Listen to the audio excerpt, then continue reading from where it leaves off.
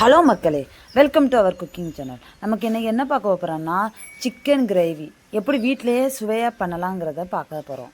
அதுக்கு முன்னாடி நம்ம வீடியோக்குள்ளே போகிறதுக்கு முன்னாடி லைக் பண்ணிடுங்க, ஷேர் பண்ணுங்கள், கமெண்ட் பண்ணுங்கள், முக்கியமாக சப்ஸ்கிரைப் பண்ணிடுங்க. ஓகேவா? நம்ம இப்போ வீடியோக்குள்ளே போகலாம். தேவையான பொருட்கள் என்னென்னு பார்க்கலாமா?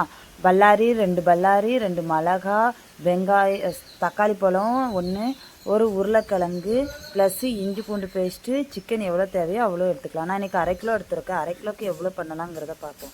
பட்டை, கிராம்பு, ஏலக்காய்லாம் போட்டு என்ன பண்ணியிருக்கலாம், லைட்டாக எண்ணெயில் வதக்கிக்கிட்டு கொத்தமல்லி புதினாவும் போட்டுக்கலாம். அடுத்தது நம்ம கட் பண்ணி வச்சுருக்கிற வெங்காயத்தையும் மிளகாவையும் அதை கூட சேர்த்து நல்லா பொன்னிறமாக வர்ற அளவுக்கு கிண்டி விட்டதுக்கப்புறம் தேவையான அளவுக்கு உப்பு. நான் ரொம்ப உப்பு போடல, உங்களுக்கு தான், உங்கள் இஷ்டம் தான். தேவையான அளவுக்கு போட்டால் போதும். அதுக்கப்புறம் என்ன பண்ணிக்கலாம், இஞ்சி பூண்டு பேஸ்ட்டை சேர்த்துக்கலாம்.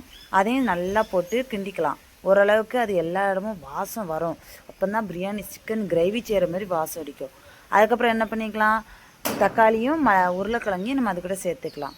அதுவும் நல்லா தக்காளி பழம் நல்லா தொட்டால் உரிகிற மாதிரி போகிற அளவுக்கு, தொளி தனியாக சதை தனியாக வர்ற அளவுக்கு நல்லா வதக்கிக்கலாம்.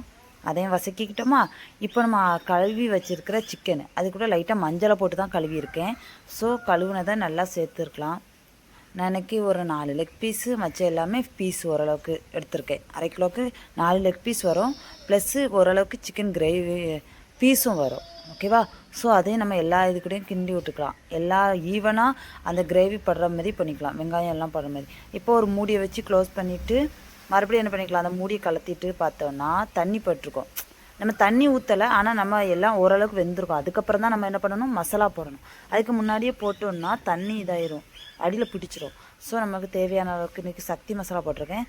தேவையான அளவுக்கு நம்ம பார்த்து போட்டுக்கலாம். அதையும் நல்லா கிண்டி விட்டுக்கலாம். ஓரளவுக்கு எல்லா இதுலேயும் பரவணும்.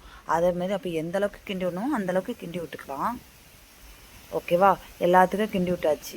என்ன பண்ணிடலாம், குக்கர் விசில் வச்சிடலாம். ஒரு 3 விசில் வச்சுக்கிட்டோம். இப்போ 3 விசில் அடித்ததுக்கப்புறம் பார்த்தோன்னா சீரியஸாகவே அந்த எண்ணெய் படிஞ்சு அந்த தண்ணியும் ரொம்ப இல்லாமல் ஓரளவுக்கு மீடியமாக நல்லாயிருக்கும்.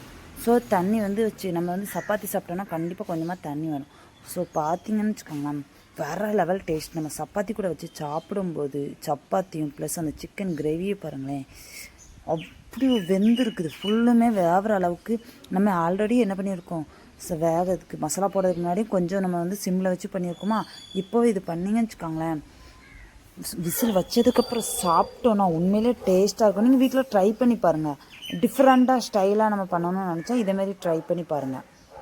நிறையா இருக்குது. செட்டிநாடு சிக்கன் இருக்குது, ஒவ்வொரு சிக்கன் இருக்குது, பெப்பர் சிக்கன். ஆனால் அதுலேயும் இதை நீங்கள் செஞ்சு பார்த்தீங்கன்னு வச்சுக்கோங்களேன், காரமாகவும் இல்லாமல் வேறு ரொம்ப லைட்டாக ஸ்பைஸியாக தான் இருக்கும், டேஸ்ட்டாக இருக்கும்.